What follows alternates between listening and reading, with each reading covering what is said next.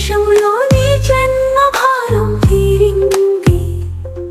నీ కరుణ చేతి తాకిదేనా అని అనుకుంటే, నీ పాదం తాకిన నేలే స్వర్గంగా మారింది.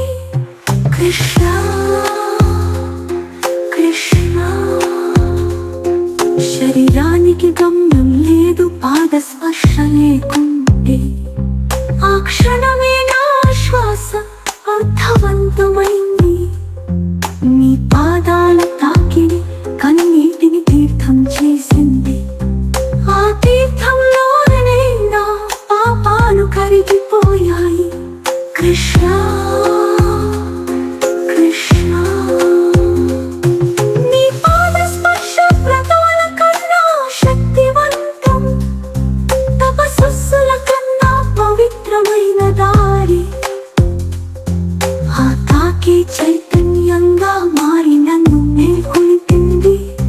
నీ పాదాల్లో జీవితం పూర్తిగా ఒదిగిపోయింది. కృష్ణ కృష్ణ,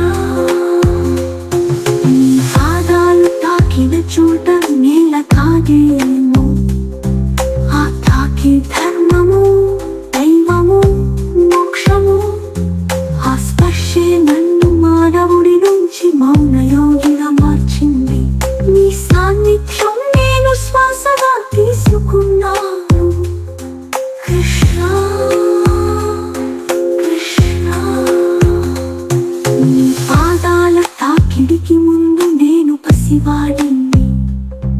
ఆ తాకే నన్ను పరిపక్వతలోకి నడిపించింది. నీ చూపు కన్నా నీ పాదమే గాఢమైన వాక్యం. ఆ వాక్యంలోనే నా గమనానికి అర్థం దొరికింది. కృష్ణ కృష్ణ, నీ పాదాల చిటికెడు ధూళిని మౌనంగా తాకిన వేళ లోపాల వృత్తంలో వెలుగు పుట్టింది. ఆ వెలుగులోనే నన్ను మరిచి నిన్ను చేరాను. నీ పాదాల స్పర్శ జీవానికి దిక్సూచి. కృష్ణ కృష్ణ, బాహ్య పూజల కన్నా నీ పాదాలు ప్రాధాన్యం. ఆ పాదాల తాకిడిలోనే పరమార్థ దర్శనం.